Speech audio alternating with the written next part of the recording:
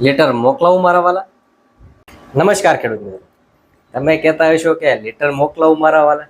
Letter તમે મોકલાવી તો દેશો, પણ એનું કામ શું છે, એનો ઉપયોગ કેવી રીતે કરવો ને એનો ફાયદો શું છે, લઈને આપણે કરશું શું, એવો પ્રશ્ન તમારા મનમાં ખેડૂત મિત્રો અવશ્ય થયો હોય છે. તો આપણે આજે જાણીશું સમુદ્રિકા પ્લસ, જે હમણાં ડબલું જોયું ને, એની વિગતવાર માહિતી.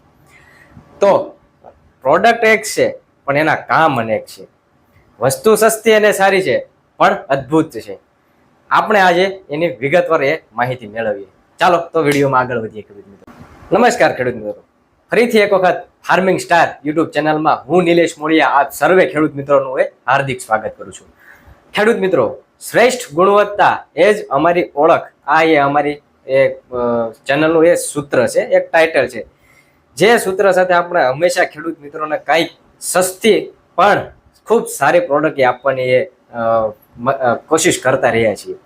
ત્યારે અત્યારે તમને એક આપણે જે વાત કરી ને કે સમુદ્રિકા પ્લસ, તો આની માહિતી આપણે મેળવવી છે. આ પ્રોડક્ટ એક છે પણ એના ફાયદાઓ અનેક છે. ઓછા ખર્ચે ખેડૂતોને કેમ વધારે ફાયદો કરી બતાવે. ખેડૂત મિત્રો, દરેક પ્રોડક્ટ પાછળ ખર્ચો તો કરતા જ હોય છે. બધી વસ્તુ તમે લ્યો જ છો, ગમે ત્યાં એગ્રોમાંથી દુકાનથી આપણે વસ્તુ લઈએ છીએ, આપણે પૂરા પૈસા પણ ચૂકવીએ છીએ. જેટલા પૈસા ચૂકવીએ છીએ એટલો તો આપણને બેનિફિટ મળવો જોઈએ ને. એ બેનિફિટ કદાચ મળી પણ જાય તમને. જેટલા પૈસા ચૂકવ્યા એટલો તો બેનિફિટ આપણે લેવો જ જોઈએ ને મળવો જ જોઈએ, એ આપણો હક છે. પરંતુ એ પૈસા ખર્ચા એની પાછળ તમને પ્લસ વધારાનો બેનિફિટ શું મળે, એ આપણે આ સમુદ્રિકા પ્લસમાં કેવો પ્લસ બેનિફિટ તમને જે મળશે એની આપણે આજે વાત કરવી છે. તો ખેડૂત મિત્રો, વિડીયોમાં અંત સુધી બન્યા રહો. આપણે આજે મેળવીશું સમુદ્રિકા પ્લસની ફાયદા પ્લસ એના પ્લસ ફાયદાની આપણે આજે વાત કરવી છે. તો સૌથી પહેલા તો હું તમને વાત કરી દઉં તો એનો ભાવ. સૌથી મહત્વનો પ્રશ્ન ખેડૂતોને પહેલા આવતો હોય કે ભાવ શું છે. તો ભાવની આપણે છેલ્લે વાત કરીશું, એ પહેલા આપણે ફાયદાથી શરૂઆત કરીએ. તો સમુદ્રિકા પ્લસ છે જે છે એ સીવીડ બેઝ એક એક્સ્ટ્રેક્ટ છે, જેની અંદર મલ્ટિપલ એના કામો છે. તો સૌ પ્રથમ હું જો તમને કામની વાત કરું તો જમીનમાં આપશો તો જમીનની ફળદ્રુપતામાં એ વધારો કરશે. જમીનની ફળદ્રુપતા કેમ વધારે? તો કે અત્યાર સુધી ખેડૂત મિત્રોએ બધા ઘણા બધા ખાતરો અત્યાર સુધી જમીનમાં નાખ્યા છે. તો આ ખાતરોનો છોડ 100% એ ઉપયોગ કરી શકતો નથી. ઘણા એવા તત્વો છે જે જમીનમાં અલભ્ય સ્વરૂપમાં પડ્યા છે. તો આ તમામ તત્વોને લભ્ય સ્વરૂપમાં ફેરવશે અને છોડને આ તમામ તત્વો મૂળ દ્વારા છોડને પૂરા પાડવામાં પણ મદદ કરશે. એટલે સીવીડનું કામ માત્ર લભ્ય સ્વરૂપમાં તત્વોને ફેરવવાનું જ નથી, પણ છોડને એ પહોંચાડવાનું પણ કામ કરે છે અને છોડને એના સુધી મૂળ પણ જે છે એ છોડ એ તત્વો સુધી પહોંચાડશે.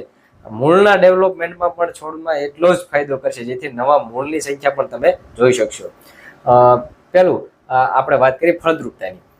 બીજું આવે છે એની અંદર માઇક્રોન્યુટ્રિયન્ટ્સ, હ્યુમિક એસિડ અને ફાઇટો હોર્મોન્સ, જે જમીનની ફળદ્રુપતા વધારે છે. પ્લસમાં પોષક તત્વોનું શોષણ કરવામાં હમણાં જે મેં વાત કરી, એ છોડને તમામ પોષણ તત્વો જે જમીનમાં પડ્યા છે, જે છોડને જરૂરી હશે, એને શોષણ કરવામાં પણ સમુદ્રિકા પ્લસ જો તમે આપેલું હશે તો એ અવશ્ય એમાં 100% ભાગ ભજવશે.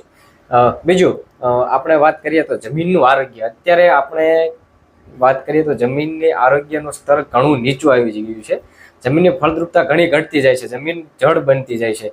તો આ વસ્તુ તમને સૌ પ્રથમ હું જણાવી દઉં કે સંપૂર્ણ પ્રાકૃતિક છે, એની કોઈ પણ પ્રકારની આડઅસર ખેડૂત મિત્રો છે નહીં. એટલે જો તમે ગમે એટલું આપશો, આ વસ્તુનું કામ એવું છે કે આ તમે શરૂઆત છોડની કોઈ પણ અવસ્થાએ તમે આપી શકો. જ્યારે છોડ ઉગીને ઊભો થઈ જાય, બહાર નીકળી જાય, ત્યારે પણ આપી શકો છો, અને છોડ મોટો થઈ જાય ત્યારે પણ તમે આપી શકો છો. કારણ કે કામ જ આનું એવું છે કે તમે છોડને નાની અવસ્થાથી મોટી અવસ્થા થાય ત્યાં સુધીમાં ગમે તે સમયે આપી શકો છો.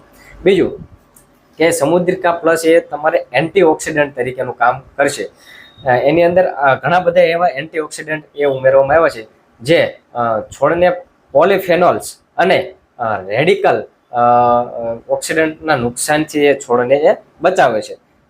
પ્લસમાં કે છોડની દેહધાર્મિક ક્રિયા એ ઘણી સારી બનાવે છે, જેથી છોડ તંદુરસ્ત રહે છે. છેલ્લે સુધી છોડ એ આપણો કોઈ પણ પાક હોય તો એને તંદુરસ્ત રાખવામાં પણ મદદ એ કરશે. પછી ઘણી વખત એવું થતું હોય કે જૈવિક અને અજૈવિક તાણ એટલે કે વાતાવરણમાં પલટો આવતો હોય, વધારે વરસાદ, ઓછો વરસાદ, વધારે તડકો, આવી બધી જે સમસ્યાઓ હોય તો આની સામે છોડને ટકી રાખવામાં પણ એ મદદ કરશે. બીજું કે જમીનની અંદર એ પૂરેપૂરો જે છે ભેજ જાળવી રાખવામાં એ છોડને મદદ કરશે. પાણીની ખેંચ સામે જે છે એ છોડને એ પૂરેપૂરું રક્ષણ આપે છે. બીજી વાત કરીએ કે છોડનો સંપૂર્ણ વૃદ્ધિ વિકાસ એ કરવામાં એ મદદ કરે છે. ઉપરથી જો છંટકાવ કરી દેવામાં આવે 40 ml પ્રતિ પંપ, 30 થી 40 ml નું જે છે આ પંપની અંદર માપ છે.